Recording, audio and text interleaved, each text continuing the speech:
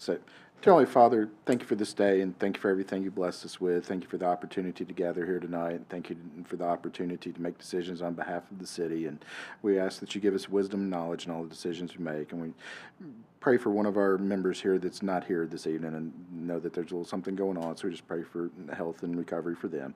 And we ask all this in your name. Amen.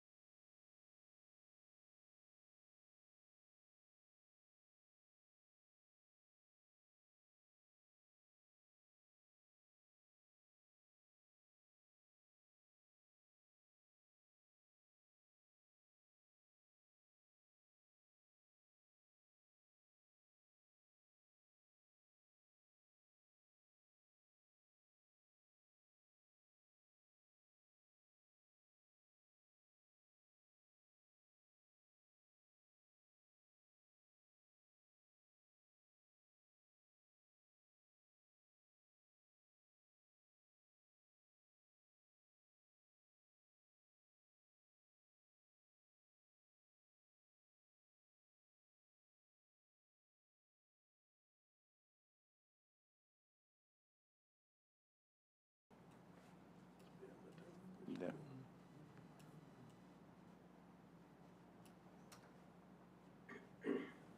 Okay. We will resume on that as well. I'll read the public hearing again. And that says it's a request by In-N-Out Burger to add restaurant quick service to the list of allowed uses and to remove gas fuel station on Indian Lake Center Phase 4 final development plan. The property is located at 100 North Anderson Lane as identified on Sumner County Tax Map 159J A 037.00. That public hearing, we did not have anybody sign up for that. Is there anybody here that intended to sign up for that did not get the chance? You tend to speak on the public hearing specific to, okay, if you'd like to step up and, okay. Okay, Public hearing. yes. And if you, this is the public hearing portion of that, if you would, oh, I'm sorry, I got you doing that. Yeah, if you would state your name and address, please. My name's Nicole Fedorchuk. I own the Brewster's Ice Cream at 350 East Main Street, adjacent to the In-N-Out Burger. And I'm here to support the rezoning because it would benefit my business to have a restaurant in that space as opposed to a gas station and bring in the traffic and share customers. So I'm just here to support it. Okay. Well, Address. yes. 350 East Main Street. Great ice cream, by the way. Yeah. Thank you. Yeah. Yeah, I think y'all actually had your truck up at Jack Anderson night, so we already. We're had- here. We're there tonight. Thank We you. patronized your business tonight, so, thank you. So, yes, I fully support it. It benefit us way more than a gas station. Okay, thank you. Was there anybody else that intended to sign up for that public hearing? Y'all did? Step in, okay.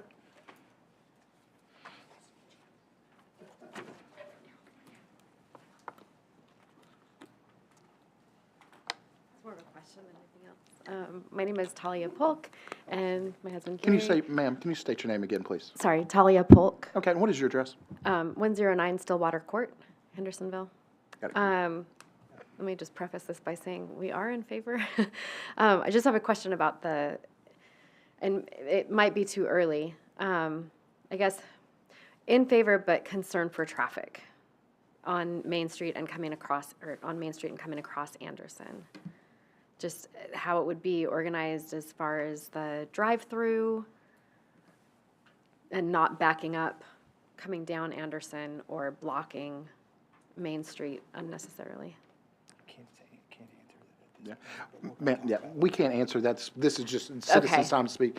But what we really appreciate is getting that feedback because that gives us the opportunity to ask that questions when the presentation comes Okay, on that, so. but we're in favor. We're in favor. Okay, thank you. Thank you. Anybody else? Seeing none, I'm going to declare the public hearing closed. Next up on our agenda is we have public comments. This is but relative to any agenda item that we did not have anybody sign up for that, so I'm going to declare that closed. Next item up on our agenda is the acceptance of our agenda as presented. I'll entertain a motion. We have a motion from Commissioner Silkwood. Can I get a second? We got a second from Commissioner Altizer. All in favor, please signify by saying aye. Aye. Any opposition? Hearing none. Next up on our agenda is acceptance of the minutes from our February 4th meeting on that. And I'll entertain a motion to approve the minutes from February 4th as presented. Have a motion from Commissioner Altizer. And I believe that was a second from Commissioner Slatter. He was that. All in favor, please signify by saying aye. Aye. Yes, Commissioner Silkwood, we'll note that Commissioner Silkwood was absent, and so she's abstaining for that. But with that, motion carries. Next up on our agenda is development plans, and the first one's up, which we've already addressed a little bit in the public hearing, but it's a development plan for In-N-Out Burger. Is there a representative from the applicant here? If you would, step up to the podium, if you would, please. What I'll do is I'll give staff the opportunity to kind of introduce it, then after that, if you'll introduce yourself and anything that you want to add on that. So, Timothy, I believe this was your project, so if you'll get us kicked off here. Sure. And did y'all want me to address each of these one at a time? Because there's three items: the ad use, the subdivision plat, and the site plan. They all sort of speak to each other and impact each other. Yeah. Okay. Yeah, I think that'd be a good thing to do, and then we may actually address it all then together when we go to vote, but yes. Okay, so on the requested ad use, of course, this is the old Exxon fuel station here at the corner of North Anderson Lane and East Main Street, in front of Zaxby's and Brewster's and Lowe's. The applicant, In-N-Out Burger, is requesting to add restaurant quick service as an allowed use to the final development plan, and also are requesting to delete gas fuel station from the list of permitted uses. The applicant may wish to address or discuss deleting the gas fuel station. I'll leave that up to them, so we'll stick a pin in that maybe. So this is a 1.96 acre lot. It is zoned GCPD. It's a 3,860 square foot building requiring a minimum of 46 parking spaces and providing 81 parking spaces. They are proposing 26 queuing spaces in the drive-through. Access to the site will be via two existing access points, one off of the shared access with Zaxby's off of North Anderson Lane. The other existing driveway is just south of the Brewster's lot. There is a third existing access to the fuel station, the old fuel station, that will be deleted. That's that access closest to East Main Street. That will be deleted. So due to needing to hold those and maintain those existing access points, they couldn't really move those around. The most advantageous location for the building, from a standpoint of getting adequate queuing, is to push the building up close to Main Street, and wrapping the drive-through around the front of the building. So to do that, they need to reduce the existing front setback. This is the subdivision plat part of it. Reduce that front setback from 60 feet to 20 feet. So they're requesting to make that change to the subdivision plat.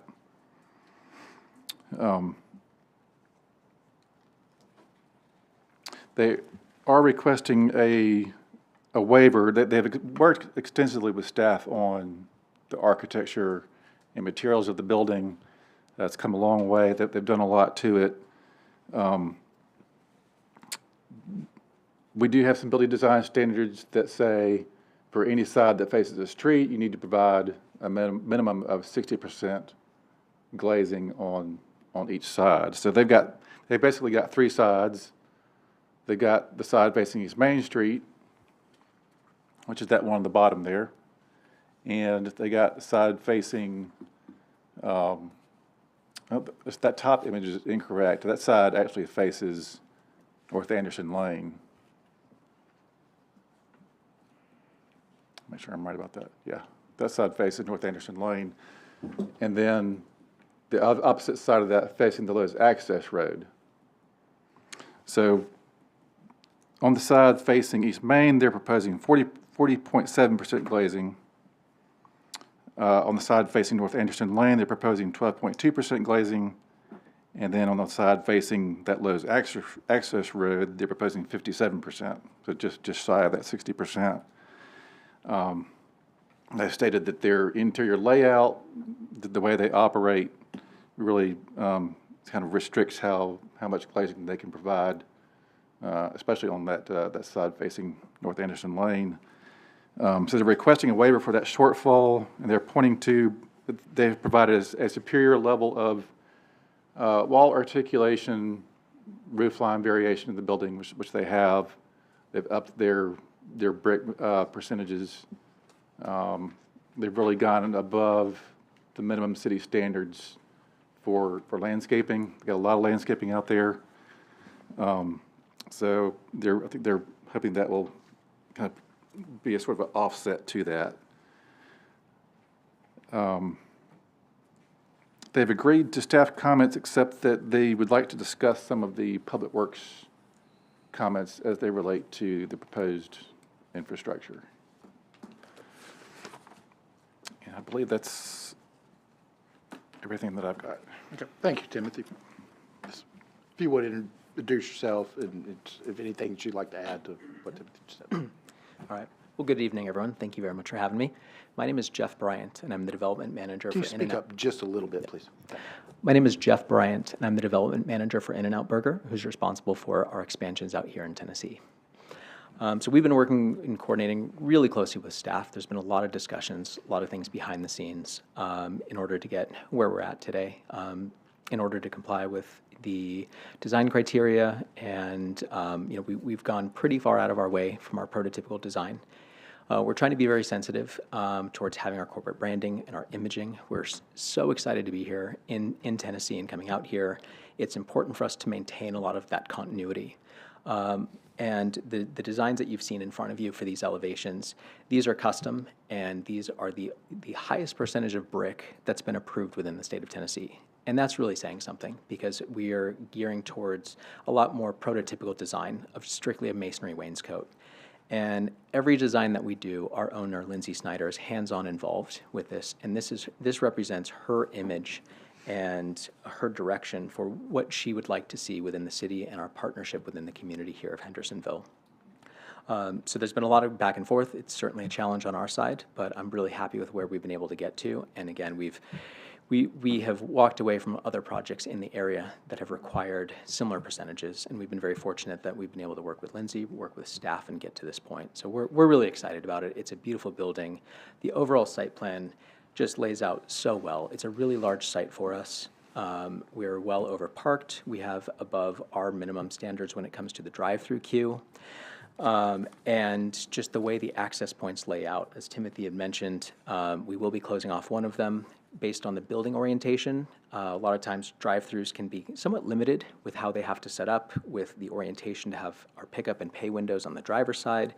And we are limited on some of those access points being immovable based on some of the CC&Rs and some of the requirements with Lowe's and just the existing Anderson Lane.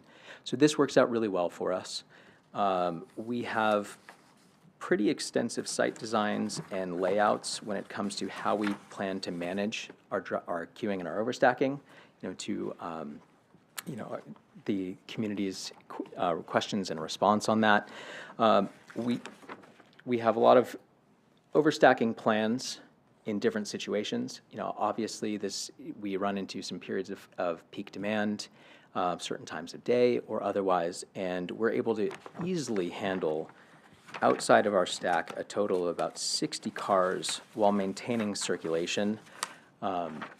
and keeping all of our traffic, any conditions where we're staying on site and within our property lines while enabling our customers to use our parking spots. So from a site perspective and the layout, it works out really well. From a design perspective, we're really happy with how things have come through and what we've been able to put in place. Thanks, sir. Are there any questions on the project or any That's what designs? I was gonna open up to. Sorry. Yeah, you're fine. You can take my job. That's fine. No, I'm gonna open it up to questions, comments from any commissioners now about that. Commissioner Silkwood. Thank you, Mr. Chairman. Well, thank you for bringing this project to Hendersonville. I know I'm pretty excited to have your headquarters here in Middle Tennessee, as I believe most of Middle Tennessee is, and I'm excited to see an In-N-Out Burger here in Hendersonville. You know, speak to one of the concerns mentioned today in the public comments section. I think that's sort of our only little, like, how much traffic is this going to cause, you know? So I'm pretty comfortable with what I received in in the packet. It talked a little bit about a third-party staffing coming and kind of helping people learn the ropes of how to get through the queuing system and all of that. So that might help to allay some of the community concerns if you were to kind of walk us through some of those things. That's, thank you. Absolutely. Well, a lot of times I like to use the analogy that you don't build shopping malls for Black Friday. And so while we take a lot into design and concern and overstacking possibilities and potential when it comes to an opening condition that might be busier than normal, a lot of times we want to make sure that our long-term operations are going to be well covered. In this case, with the additional parking that Lowe's, you know, we're surrounded by Lowe's, we are able to fairly well self-contain in some of those periods of high peak demand. As you mentioned, we have a lot of operational concerns that go into our both our ongoing as well as our opening conditions. So we will bring in third-party traffic controllers. We bring in a group that we lovingly refer to as our all-star team. So they are a traveling group of all-stars. They are the best of the best. They will come in and we will have them on site for weeks, for months, whatever it takes to help train up our local associates so that we can ensure the best possible customer service right from day one. So if there is a period where it's higher demand, then you know they're there to help supplement and ensure things go smoothly. We have 2 grills that are always operational. We have dozens of cameras kind of around the site to manage our on-site queuing. And so, you know, whether the manager's office within of the grill and a few other areas back of house, we're able to see when we hit certain periods and quantity of cars in our drive-through lanes. And so at that point, we're able to deploy our associates with handheld order takers that can help speed up and expedite the line. Additionally, we have a third grill that is always on and always ready. So when the drive-through lane gets a little bit further, it's a little bit counterintuitive, but if you have 16 or 17 cars in the drive-through queue, you will probably get through faster than if there's 10 or 12. And that's because we'll switch gears and we'll help, you know, start supplementing with that additional grill. As far as overall traffic and access, we've gone through and done a traffic study with traffic counts or otherwise. And so we're still working through with staff on that, but there are a number of recommendations. Currently, the intersection seems to be a little bit of a challenge. And so what we're proposing to do in order to accommodate some of the additional traffic, most of it is not coming from In-N-Out. Most of it is existing background traffic. But we are proposing to do additional improvements, including adding a left turn lane off of Anderson to be able to help alleviate some of those issues. Thank you. Just one other thing that you mentioned briefly earlier, but I'd like to draw out a little bit more just so that everybody hears. You have almost double the required parking, correct? Correct. Yes. Thank you. Just kind of piggyback on that, what was the thought process behind the double parking? Don't hate it, don't get me wrong on that, I just want to know kind of the thought process behind that. It's important for us, for a customer service experience, to be able to have that parking. There's some cases, and we could go through technical diagrams on some of our pictures and how we can lay out, but oftentimes we just want to make sure we're well overparked. Things changed a lot with COVID. How people use their time, how drive-through restaurants are impacted, and we're finding a much larger percentage of people and percentage of our customers go through and use a drive-through lane. And so, you know, we still want to be overparked, but if we have drive-through queue that's stacking within our parking area, and we're covering some of the parking, then at least it gives us more options to service our customers in different ways. And having such a large site, it's important to us to have flexibility for periods of peak demand. I imagine football games are going to get let out or other sporting events, and all of a sudden a lot of high school kids are going to come over and come to In-N-Out. So we just want to be able to make sure we can adjust those crowds. We don't want to impact our neighbors negatively, and just make sure things go smoothly. Other questions, comments? Commissioner Slattery. Thank you, Mr. Chairman. First of all, thank you for coming to Hendersonville. Everybody is excited, me included. Still on the layout, the drive-through, the stacking. So you just mentioned that the overparking is in some ways providing some safety net should the drive-through exceed, I think it said 26. You have a stacking capacity of 26. Correct. So if the additional parking is to help mitigate anything beyond that, how do you do that? Because people are going to park where people want to park, regardless of what's available. So if you need that additional space in the parking lot, are you going to have a team that goes out and starts directing the additional stacking to part of the striped parking? We do, and I apologize for the sensitivity on this. A lot of times we try not to provide a lot of this information up front, just to avoid being conditioned to a specific plan. When our All-Stars come through, they will be supplemented by a third-party traffic control company that works with us. We need to give them as much freedom and much flexibility as possible. So we have an idea of what we think that they'll do, but I can pass this around or walk around, but it shows a number of our associates that will be deployed. We have on-site delineators that can help adjust traffic, and it gives us the flexibility to make those adjustments on the fly while watching through the cameras and having additional support. Okay, perfect. An additional. Sure, sure. So an additional question maybe for staff, if someone could give me some idea, what is it, thank you, Zach. What is the most recent redesign of Chick-fil-A at Glenbrook? What is their stacking capacity? Does anybody have an estimate? It's not close to this? Yeah, I don't have an estimate. I think it may be equal, similar to, or maybe a little bit more than what they have standard. No, it would not equal, I think, what they can incorporate within their. Okay. I don't want to their hold you overall. accountable for another restaurant's history. Believe me, in public, that happens a lot. If we're not the first ones in, the fingers Exactly. come through. If you don't set the standard, I just think that as we think about how badly a side street, the Glenbrook Road is a side street, it is not Main Street, and they are now in their third design in the last 10 years trying to increase their stacking capacity. So I just want to be mindful, as was mentioned in the public comments, I want to be mindful that this is a much busier intersection than the interior Glenbrook Street, and I'm curious about how we would mitigate that. I mean, that is a lot of cars, I admit. Yep. And if you fire up that third grill, have at it. All right, Yeah. thank we, you. We do have fundamentally different cooking times Sure. based on, hamburgers versus chicken and Sure. products and otherwise. And one other Say point, sure, I trust you. the third grill helps. But one other thing I want to point out is right now we have four projects that are currently under construction in the state of Tennessee that are well surrounding the Hendersonville area. Based on working with staff and all the positive reception that we've had with Hendersonville, I can't say enough great things so far about working with everyone. We're so excited for this. We have a pretty awesome planning staff. I wholeheartedly agree.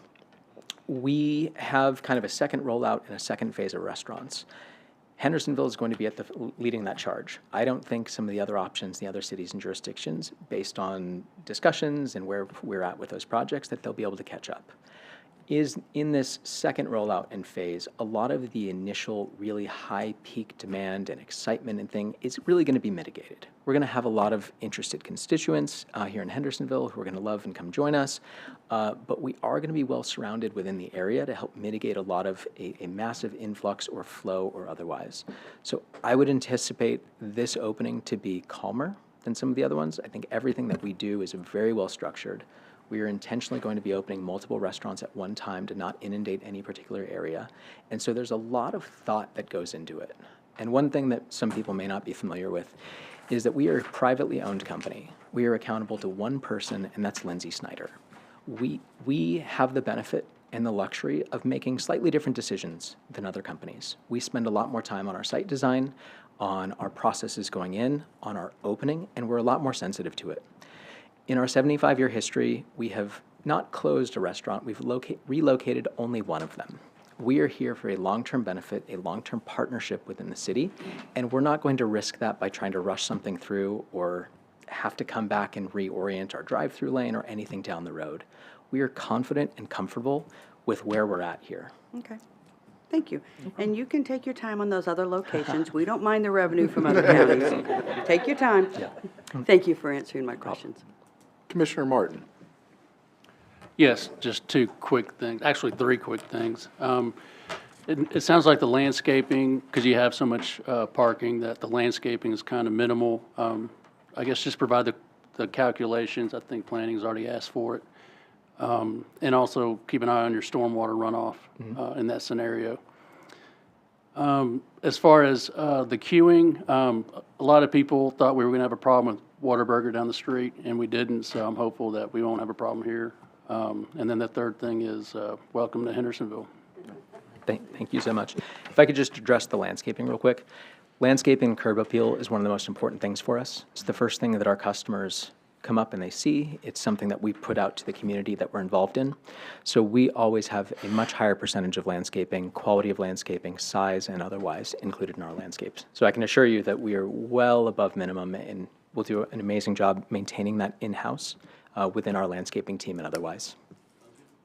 And I can verify, we do still need those actual calculations, but I do my own survey of that. I'm comfortable if they are in excess of what we require. We just need the calculations it needs to be on the plan, so. Any other questions, comments from commissioners? I'll just kind of add one of my own, and I appreciate the reason I asked the question about the excess parking, and that was kind of set up the other because Commissioner Slatter referred to another place in town that has gone through a few iterations on it, and frankly, their popularity's grown over the years since they first built too, so it's a good problem to have on theirs. But I think they've finally figured out the stacking, but if you park to go inside, you can't get back out. That's the problem. And so it sounds like y'all have taken great pain. And the reason I asked about that is because y'all taken great pains to avoid kind of having that problem. And I've talking to staff here, I know how much y'all have worked with them, and it's just very, very, very, very much appreciated, very, very thoughtful. I know there's been a lot of time and effort on this. So with that, I'm going to kind of get the consensus of the board here. We actually have 3 items to deal with on this. The first one, obviously, is changing we're doing the add use where we would add the quick service restaurant but remove the fuel station on that. But then we also have a final plat to approve and a site plan. And I'll get some input from staff on this as well. Are we okay to tackle these as one motion? Do we need 3 motions? What's the best way to approach that? I think with these, Mr. Chairman, I think we could do it all in one motion.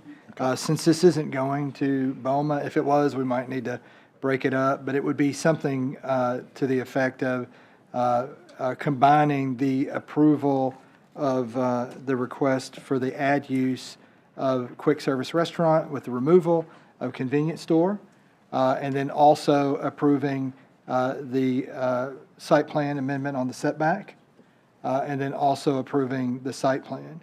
One thing I may note is there's still things that we're looking at on the traffic study and what some of the traffic things would be triggered. And what would be very important, as we always do, is make this contingent upon staff comments. And so all the staff comments tie in all that stuff about the traffic improvements and everything else. And if for any reason then all of those things can't be met, then it just resides like it is right now, which means the site plan wouldn't be approved, the plat setback wouldn't be approved, and then the change of use would not be as well. but the use of convenience store would remain on that site. Is that kind of, Yeah, so appreciate that's just to kind of explain, because there are some outstanding staff comments, but we feel like those can be resolved. And if for some reason they can't be resolved, then we can always come back to the planning commission to get a resolution on those. Thank you, Mr. Director. Who wants to repeat what the director just said as a motion on that? I'll put that challenge. I'll attempt to. All right, thank you, Commissioner Altos. I'll make a motion to accept the ad use of a fast food restaurant and eliminating the fuel station, accept the site plan and the final development plan, or the final plat as presented with staff comments, and with the caveat that if anything does not pass the traffic study or any other staff comments that may be outstanding, that it will revert back to what it was with the prior zoning. Is that correct? Good job. All right, there we go. I'm going to second that. With that, we'll go into a roll call vote, please.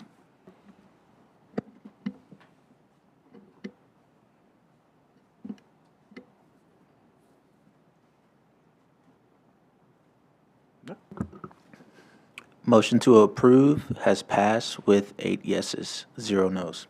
Thank you. Yeah, thank you very much. So, Thank you all very much. Yeah, We appreciate it. thank you. And I'll be around if anyone has any additional questions. all right. Next up we kind of ended that one with site plans, and so we've got a couple more site plans up as well this evening. The next one is Donna Drive Cottages, and Caitlin, you will lead staff on this, will you just kick it off with? And do we have a representative from the developer here on that as well? If you would, just kind of same thing, just, we'll let staff address, and then if you've got anything to add after that, we appreciate it. So, thank you. All right, this site is located at the corner of Donna Drive and Walton Ferry. Currently, it's a vacant property of 3.34 acres and zone multifamily residential. This is not part of our Westlake zone area. The surrounding area is also multifamily, and there is to the west of it is multifamily plan development. The property owner, Michael Barnes, is proposing to build 3 single-family homes on the lot, each being about 1,500 square feet each as a horizontal property regime within one single lot. This could have been, due to the zoning, it could have been a higher density with either townhomes or apartments. The proposed homes have a requirement of minimum 35% brick or stone for the materials of the home. The 2 proposed elevations have met that requirement with brick or hardy as a secondary material. Sidewalks are being provided on Donna Drive and Walton Ferry Road, as well as trees along each street frontage. The applicant is agreeing to all staff comments, but is wanting to discuss changes to the materials. He's wanting to utilize vinyl siding instead of the hardy. This project would have been on consent agenda, but the applicant did submit the vinyl product a little bit late, so we weren't able to review it. Thank you, Caitlin. Sir, if you would introduce yourself and if there's anything you'd like to add to that. Okay, yes, Michael Barnes, I'm the owner, and, yeah, I have read over the comments, I do agree with all of them, but I was late finding out that vinyl was permitted, and so because of the cost of the sidewalks and brick, a lot of other things, I just felt like it would, make a better profit. Commissioner, I'm going to open it up to questions, comments from commissioners now. Commissioner Martin. Hey, how are you doing this evening? Good. So I've looked at the drawings and the site plan. I've received a lot of comments on social media about this project. Part of what I like to do is to kind of educate the community on some of the terms and zoning techniques and stuff like that. So I was going to see if we could kind of go through a brief definition of what a horizontal property regime is. That's okay. Dr. Freed? Yes, I can explain that. We call it HPR, and it's horizontal property regime. And what it is, it's a state law that basically says you don't have to subdivide property to build on property. And in this case, on 90 Donna Drive, this is a multifamily residential. And within our zoning ordinance, you can do anywhere in the city, you can do HPR. One thing that is kind of a catch is that there's really not much benefit to doing HPR in most of the areas residentially because we only allow one principal structure in most of our residential zones. But in multifamily zones, we do allow horizontal property regimes. A lot of times that could happen when you have townhomes or you have multifamily, or it could be a large rental development that might be all single family homes. So that can be done with a horizontal property regime. But it is allowed. It's unique in this situation because it's multifamily property. And on this particular property, the applicant is using the horizontal property regime because if he's meeting all of the bulk requirements, and you have to do that, so he's meeting all the bulk requirements, but if he was subdividing the properties, then the way it works out with the width of everything, it really would create some really weird lots. And he might not be able to physically put on 3 houses. It may just be 2 houses. But on the raw nature of the horizontal property regime, the way we have it here, and I would note that we're really one of the only communities I know that addresses horizontal property regime as far as with bulk standards. Other communities don't do it, but that's why you see in a lot of other communities where they're using horizontal property regime in a manner that's really not limited to a lot of bulk requirements. So you can kind of put a whole bunch of stuff on a lot.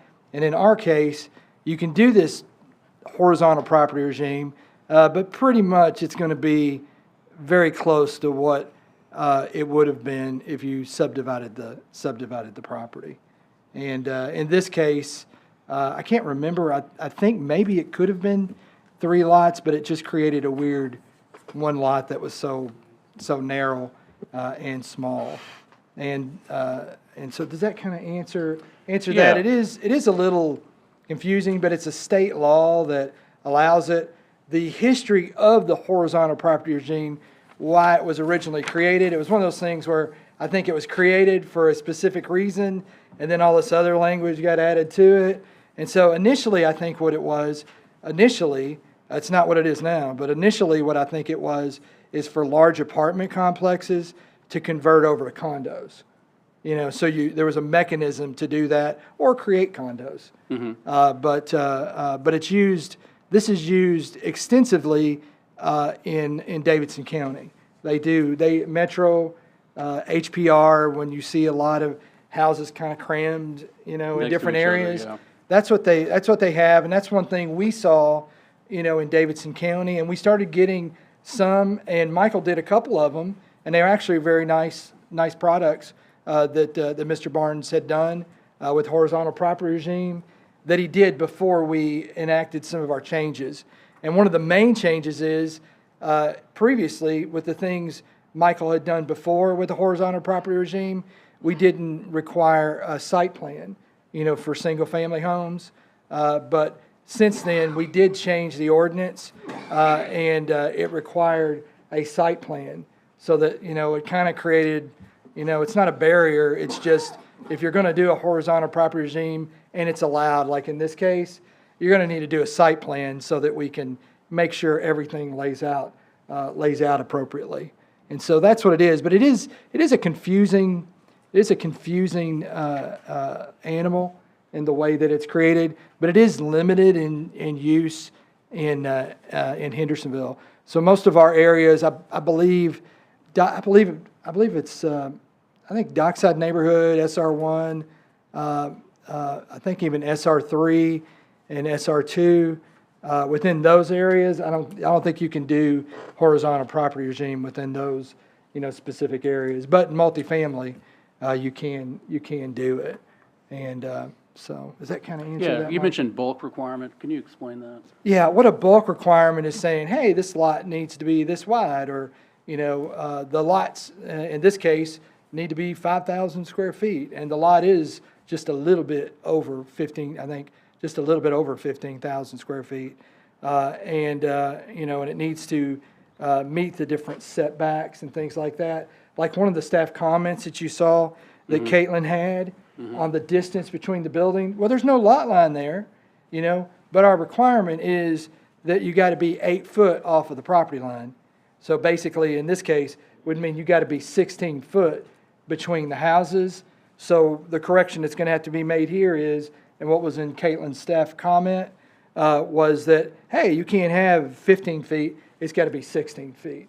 So even though there's not a lot line there, we're trying to best fit so that it meets our bulk requirements. And bulk requirements is just like what the size of a lot might be and the setbacks and things of that nature. Yeah, so the imaginary property line. Yeah, that's correct. Because there will be, I guess with the HPR, there's going to be an HPR covenant restriction that'll dictate where each property owner owns, their area, and then their common area. So there's a lot of different moving parts to it. It's kind of complicated, to be honest with you. Even and Mr. Barnes can probably explain it better than I can, but it is kind of complicated, especially for such a small number of homes. Yeah, so, all right, so the optics are in the community that it takes one home down and it's building 3, which is kind of what people are reacting to. And you alluded to it before. If this were going to be 3 separate homes, they would have to have, for a single-family home, 50 feet of street frontage for a home. Yeah.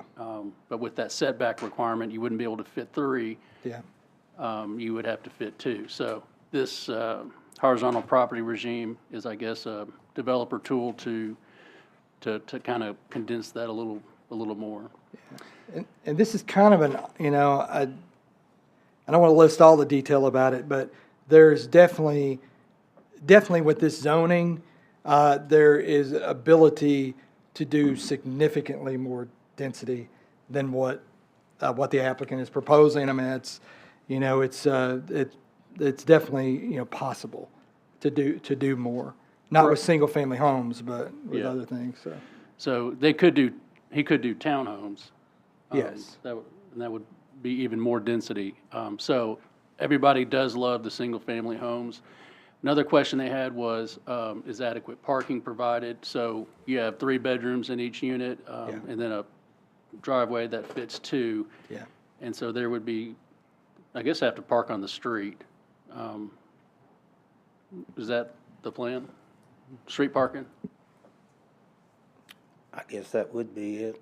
I mean, And the parking requirement for a single-family home would be 2 spaces, not counting a garage or a carport. And this home doesn't have a garage or carport, so 2 paved spaces are the requirement for a single-family home.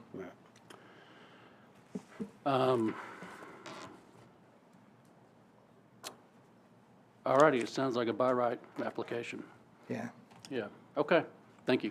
And it is. It's good that you bring that up, and believe me, we understand it as the planning staff, and it's just one of those things where, it could be worse, but that doesn't necessarily always make it better.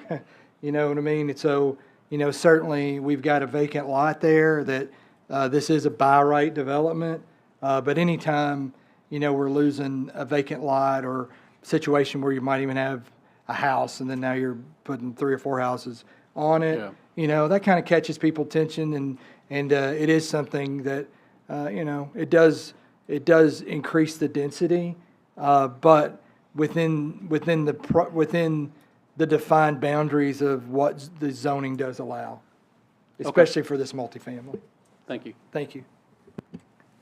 Commissioner Silkwood. Thank you, Mr. Chairman. Thank you for being here tonight.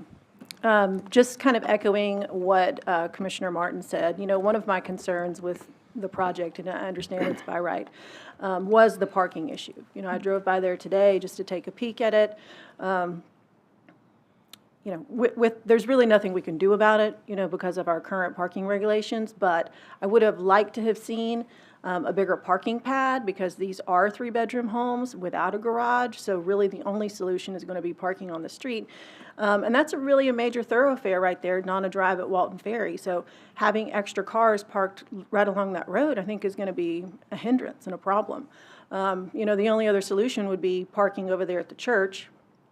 I don't know if you had a shared parking agreement or thought of that solution as a possibility. So anyway, just kind of echoing what Commissioner Martin said about the parking issue. And maybe that's something we need to revisit, in the ordinance. So thank you. Thank you, Commissioner Silkwood. Director Free? I will mention one other thing that Mrs. Shin listed about, and that Mr. Barnes had noted about changing from hardy board to now doing vinyl siding. Vinyl siding is not something we're familiar with. Nobody's really building with that. So I know that's kind of probably caught everybody off guard a little bit. This is in the multifamily zoning, but in single-family homes in multifamily zoning, then vinyl is permitted. There is a brick requirement, and they are meeting that percentage of the brick requirement, but vinyl is permitted. If you'll remember, everyone that was here, maybe it was like 3 or 4 years ago, the state of Tennessee passed a statute that made cities change. It gave us a very short time frame to change the way we were limiting and ruling over materials, mostly because of the vinyl siding industry. And so we had to go back, and then we changed that and tweaked it and got it to just about the right amount where it's allowed, but it's reduced allowed in most cases. But in some areas, and in this specific, like doing single family in a multifamily zone, that is permitted without any kind of restriction. So I just wanted to kind of note that, because I know that's nothing the Planning Commission or the people in our community are familiar with new homes necessarily having vinyl siding. But I wanted to clear that up, and that is a by right thing as well. So I just wanted to mention that. Commissioner Martin? One more, I guess, question that I forgot to ask that I got on social media, but since the single-family homes do not comply with the zoning for single-family homes and the frontage and the area and everything, what happens if the developer wants to sell one of the units or partition the property into individual homes? Well, with his horizontal property regime, that HPR, he can sell the individual homes. There won't ever be a need to subdivide the property. If they tried to do it and it didn't work, then they couldn't subdivide it. They just would be stuck with the HPR. Gotcha. And that's something when people are looking at homes, and tons of people purchase homes in just this situation where it's in an HPR. There's not really a lot line, but people purchase them all the time. But typically, most people are used to having a defined lot line, but this is just a little bit different. But it's not really, it's normal in general as far as development, across the country to do these types of things. So, good questions.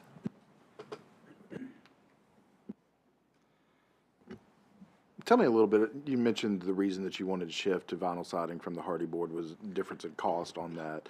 Can you tell me a little bit the specifics, how that would impact your cost of building, if it's not something that you wouldn't be able to recoup when you sold it for a higher price or that sort of thing? Just talk to us a little bit about that, if you would, please. Well, if everybody else is doing hardy, I'm gonna say I'm fine with it, okay? But what I was looking at was that, you know, like the sidewalks, I wasn't anticipating sidewalks, you know, across front and back, since there wasn't any in the area. And so that put a big cost on it. And then, of course, you know, brick outside of anything else, put it in, you know, just a couple other things. But I don't want to be the only person doing vinyl siding.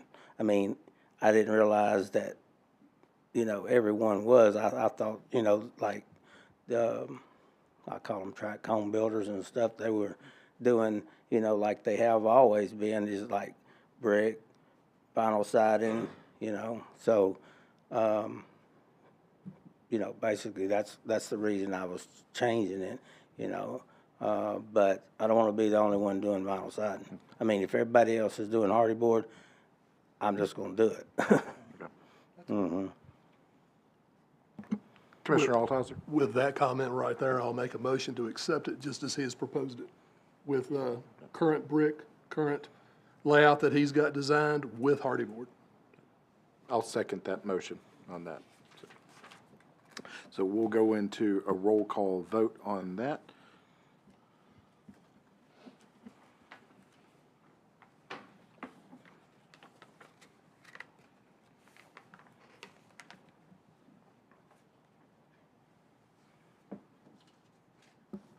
Zach, will you read the totals, please? Motion to approve has passed with 6 yeses and 2 nos. All right. Thank you. Thanks, sir. Thank you, Mr. Barnes. Okay, thank you. Next up on the agenda is site plan for Subway on New Shackle Island Road. And it looks like we have a representative from the owner here on that. So, Caitlin, this was your project as well, so I'll let you get started on that. And then same process, sir. We'll Yeah. give you the opportunity to speak. So I do want to preface that in my report, I had outlined the images in green and orange. The ones that are green are the ones that are already approved. The ones that are orange are the ones being proposed.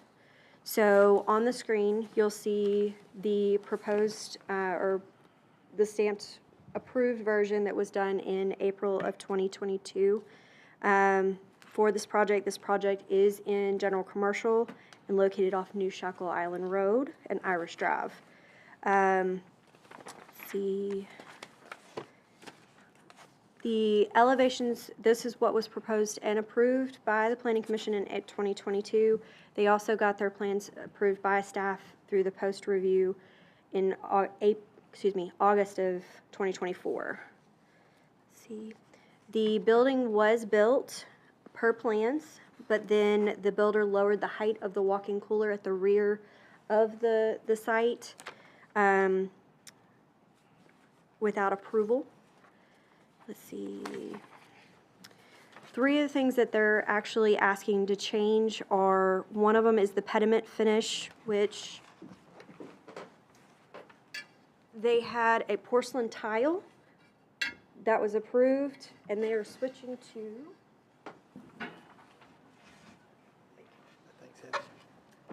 this hardy board in color, including this color.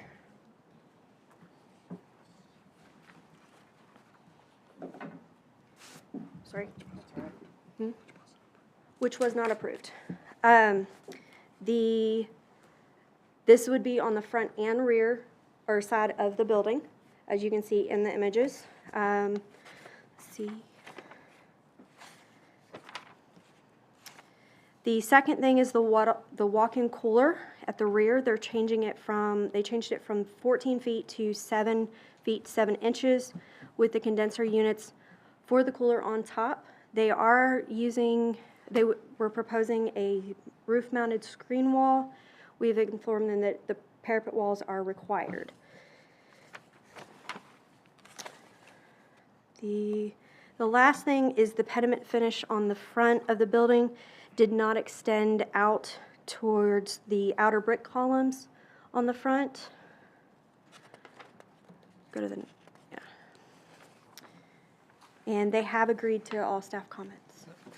Thank you, Kate. Sir, if you would state your name. Yes, sir. My name's Greg Mayo. I'm the architect for the project.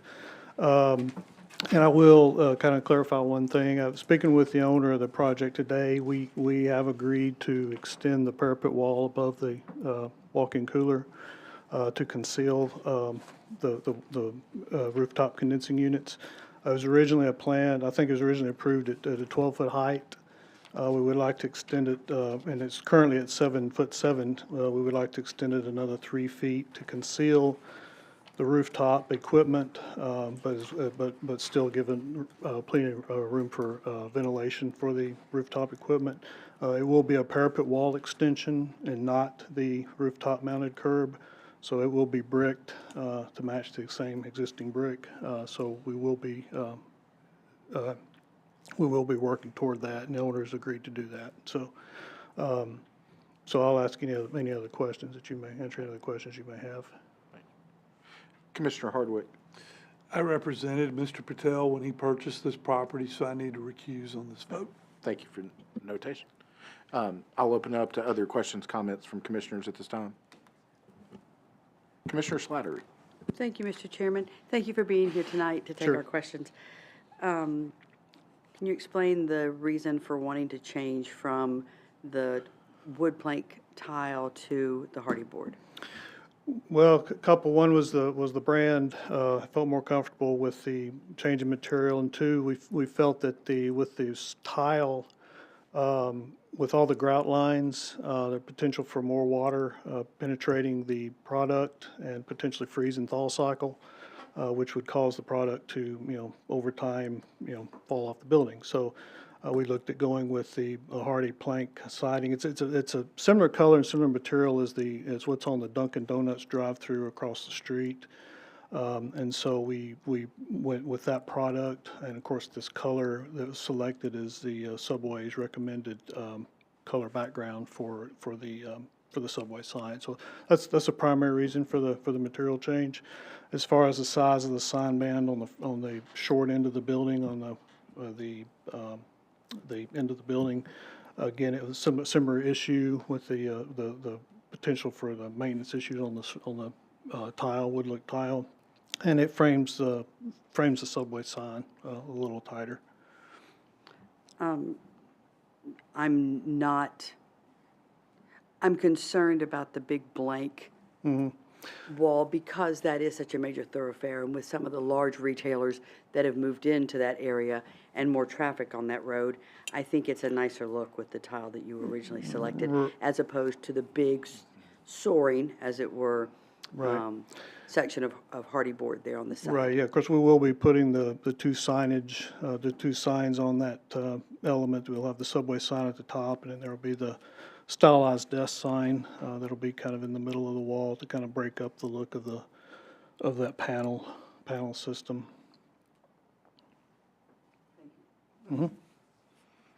Other questions, comments? Commissioner Hasty. Could that hardy board be taken out and the tile put in it? We can definitely investigate that and see.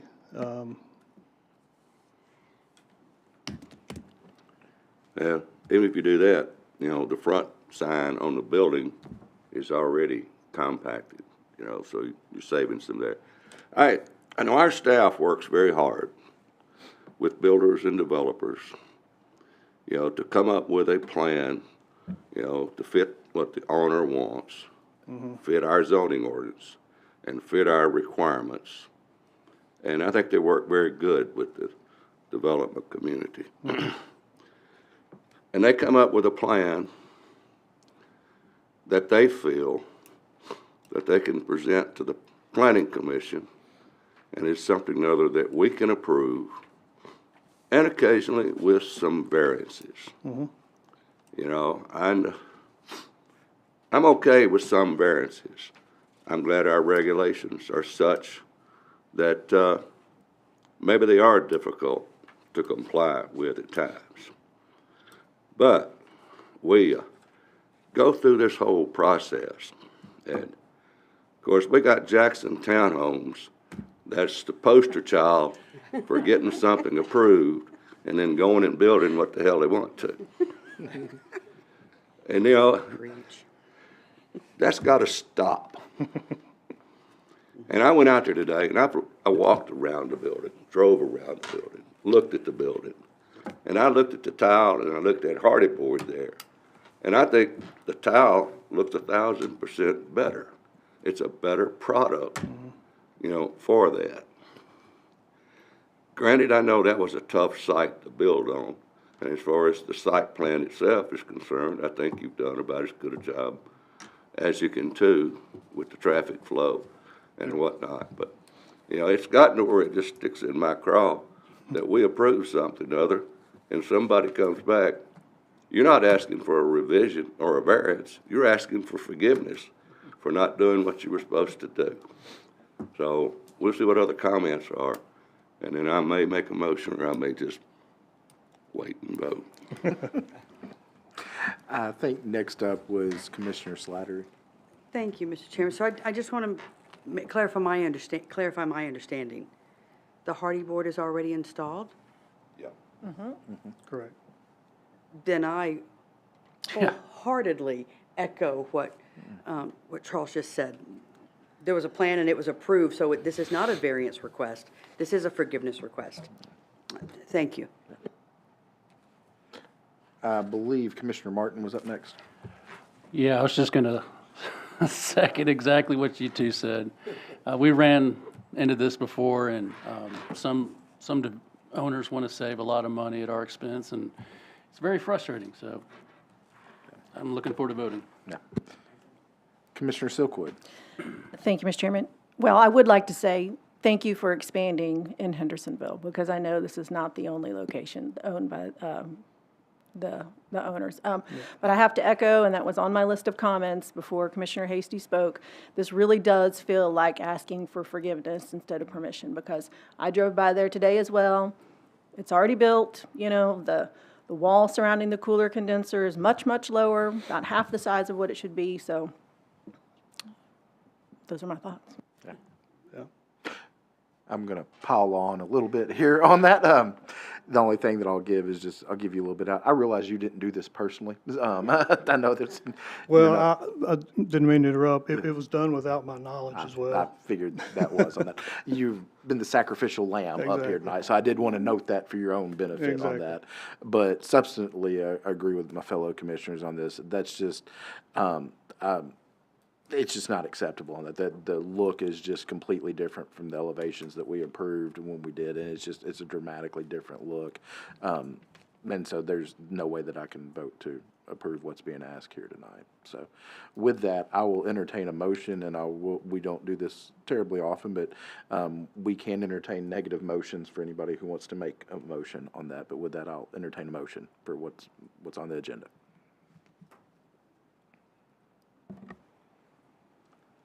I think we granted Jackson Townhomes an extra meeting to try to come back and see what they could do to improve the situation and possibly get a positive vote. I like what you said about what you would do to the cooler.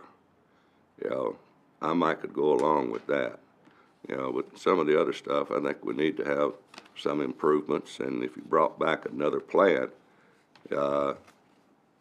with some improvements, with the hardy board and the sign, I think it'd be to your advantage to not ask for a vote tonight and try to come back with something other that might be a little bit more applicable and, and could be voted for. That's all my.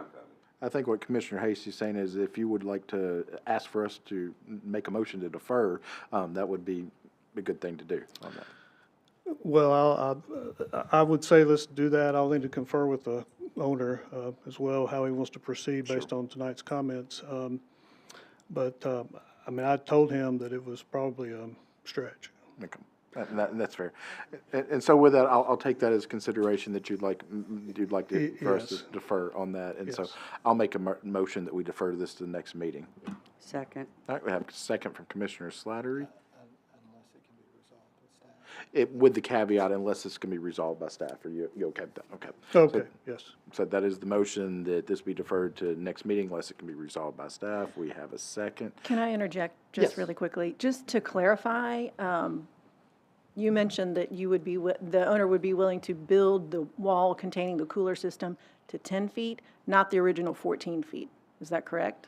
We want to build it high enough to conceal the condensing units that are on the roof now. And that will screen it to meet to meet the requirement of the screening, but not make it too high so that it constricts the ventilation of the venting of the coolers. Okay. Personally, I like the idea of 14 feet because that's what we originally approved. So I Sure. just wanted to make sure that got in the record. Thank you. Sure. With that, and Robert's Rules of Order's gone out the window here for a second, but along that, I just wanted to, my understanding, correct me if I'm wrong on this, that it was actually originally built to 14 feet and then it was taken down. Is that correct? That is correct. Okay. Again, I'll clarify, that this was all done without my knowledge or understanding. And Director Free, I think, is going to add into that, but one question I have for yourself or Director Free on that is the reason it got lowered is because of the ventilation issue on the HVAC. Is that correct? I think that's what we understood after the fact. Okay. But we weren't aware. Nobody checked with us before they did it. I did just want to mention, because this is relevant to what we're talking about, and I think most of the planning commissioners are aware of it. So whenever you all approve a site plan, it'd be this site plan, and we're dealing with elevations, if there are minor changes that are better or something that staff can clearly defend, then we work with the applicant to make those changes. After that, in this particular case, the reason this is coming back is this was more significant than the staff was comfortable with it, especially giving the really for the narrowness of the site, really what we felt like was a superior design building with a superior mix of materials that really was something very special. And so, as you can see from the images, other than mostly that parapet wall and that hardy board that's on there, the rest of it is, for a small building, is actually quite stunning for a small building. So well done on the majority of that. But I just wanted to mention that to the planning commissioners. So there is a little bit of flexibility, but only to the point that staff feels comfortable in defending that to the planning commission. Okay, thank you, Mr. Chairman. Thank you, Director Free. Before we invoke Robert again. Yes. First of all, thank you very much for being here tonight and taking the bullets. I appreciate that. I just simply want to say that it is disturbing to me that a developer will come in with a plan, consume the resources of the planning department, who do work diligently to try to balance the need of branding and the desire of the owner and the space that's available to do what they want to do, and to put everything into it, to have that, in essence, ignored without communication. That is alarming to me and terribly disappointing to me as an indication of a community neighbor building in our community. Simply wanted to say that I'm not impressed. Thank you. Yeah, thank you, Commissioner Slattery. With that, there is a motion to defer with the caveat, unless everything can get worked out at the staff level. I've made the motion. Commissioner Slattery is second. Now we will go into a roll call vote on that. And I'll note ahead of time that, again, Commissioner Hardwick's abstaining on that.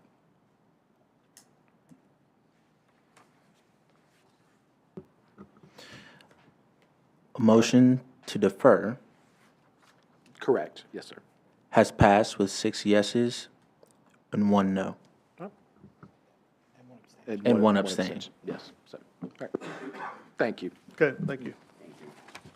If I could just say one thing, Mr. Mayo has done quite a bit of work in Hendersonville over the years, has always worked very well with staff, trying to meet the city's pretty elevated requirements. I appreciate the work that you do. Thank you. I think sacrificial lamb is a good description of what you had to stand in for that. So we appreciate you doing it. Thank you. My comments weren't directed at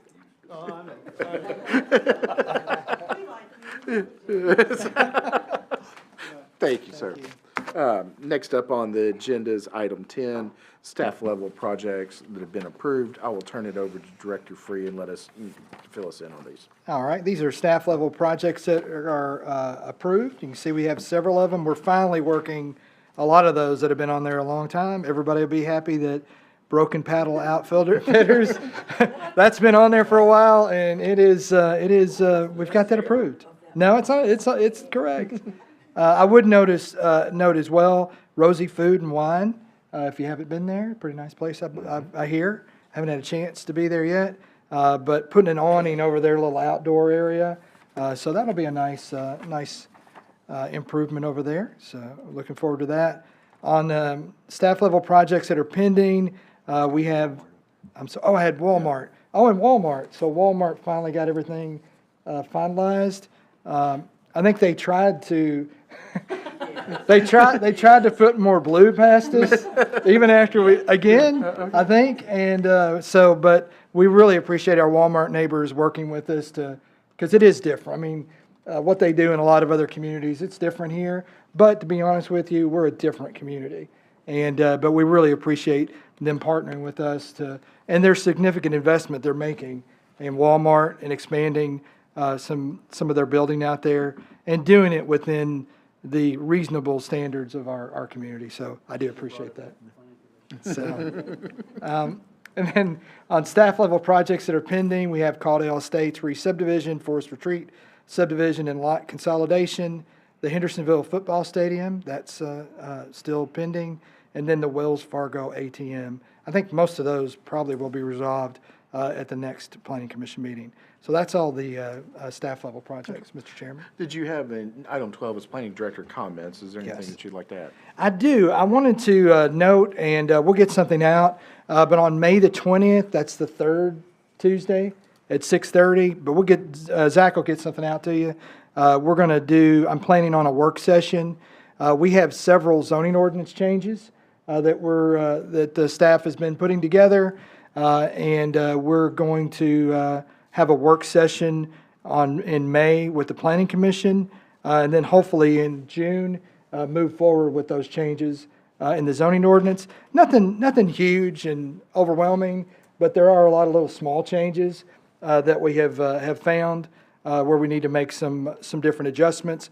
Possibly there might, if depending on where we're at in that process, there's changes to the subdivision regulations as well that might be a little bit more substantial from Public Works. So we may include that in there as well. And so if any of the planning commissioners had any specific items that you wanted to draw my interest to as we create some potential changes, let me know. And we'll definitely take those under consideration and see if we can put those into that. So that's everything that I had, Mr. Chairman. Thank you. Commissioner Evans? Yeah, talking about changes, going back to this Donna Drive thing, we keep finding ourselves in the position of having to approve something that I don't think anybody likes. I don't like 3 little plastic-clad row houses on a lot that doesn't have lot lines. I don't know why we need to continue to find ourselves there. I've got 2 of those new little houses over there close to me on a corner lot that have to have a shared driveway to stay out of the corner. We keep building on these postage stamp size lots. We presume over in mine and the Alderman's area there that, okay, if we get rid of some of those old houses, the new houses will be better. But they're not. They're not. We're building, these things are cheap. These houses are cheap. They are going to be like one of these days what all of us expect them to be like.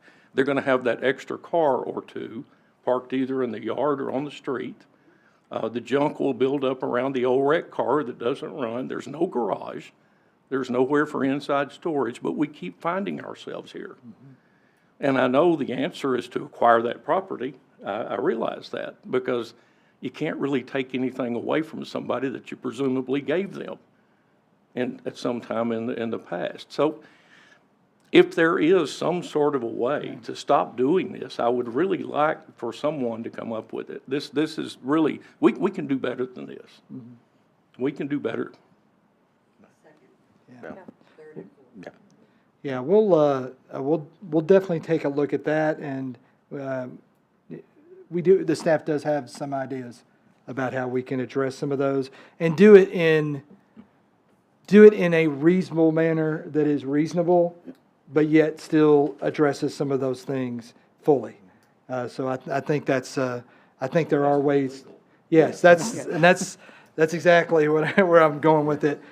So we've got some ideas about what we can do, and those, especially with that, because some of these things, the thing about it is that particular area isn't in Westlake, but to be honest with you, with what the Planning Commission did with Westlake on the plan, and what BOMA has done to embrace it for funding improvements and things like that, that area is drawing a lot of interest.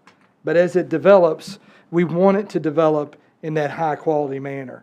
And, it's very possible that as some of these things we're looking at aren't exactly to the level of what we would want, or that would be our idea. And so looking to make those tweaks that would at least give that idea of what we want a better opportunity to occur. So I totally understand what you're talking about there, Mr. Commissioner. Commissioner Martin?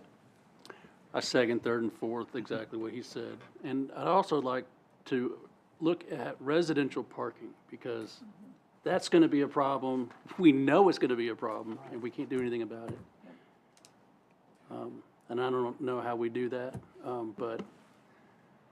And we'll go into more detail. I mean, just throwing it out there, one of the things we did used to be, it was just 2 parking spaces, but if you had a carport and a garage, those spaces could count. We took those out. So in most cases, in most of the development, at least in most of the newer subdivisions, this is a little different, what we were talking about tonight. But they have a 2-car garage, and then they have 2 parking spaces, and that pretty much takes care of things. But in cases like we're dealing with here tonight, we're still just requiring 2 spaces, and we're getting 2 spaces. So there may be some things we can look at where that if you don't have a garage, then maybe you need to provide 3 spaces. And then those 3 spaces aren't 3 spaces coming off of the road. It's maybe 2 spaces coming off the road, with that 3rd space kind of kicked to the side. My only concern with that, but we can address that with lot widths when you have that situation, but is having just concrete in the whole front yard. So it's kind of like, we don't want people not being able to park up on their own property and have to be out in the street or over on church property or somewhere, somewhere else. But then, we want to be careful that we don't want to create all this concrete in front of all of these houses too. But I think we can look at that and balance that out. Yeah, I have total confidence that you guys will. We just got exploited with our own language. We got exploited. And to your point, Commissioner Martin, that's I don't want to say it's the game, but that's what happens on that. And we do have a good. Yep. Mm-hmm. Yep. Yep. Yes. Yes. And that's the key on that. I mean, the applicant tonight, he met all legal requirements on that, but it was something nobody wanted. I don't think anybody here wanted to see, but have full confidence in staff. At least his own words made him not have this one plastic clad. Yes. Yes. Yes. That was very. And I do appreciate that. And I mean, he probably just wasn't aware, but once he was, then he stood up to that and did that. So I do appreciate that gentleman doing that. That will make a difference. Before I entertain a motion to adjourn, I just want to take a little moment of personal privilege. This is actually going to be my last meeting here tonight. I talked to the mayor a few months ago. The going to be resigning on this. I think most of y'all can appreciate that my kids are at that age that we live at ballparks now. And Caitlin, I know you especially can, but you're paid to be here on that. So that's the difference. But I have enjoyed the volunteer aspect of this, enjoyed working with y'all, but this will be my last meeting tonight. I just want to say thank you to staff, fellow commissioners with that. But with that, I will entertain a motion to adjourn. I'll make a motion. All right, Commissioner Altizer, we have a motion. Can I get a second on that? Second. And we've got a second. Was that Commissioner Martin? Okay. All in favor, please signify by saying aye. Aye. Any opposition? Hearing none, we're done. Thank y'all very much. Thank you, sir.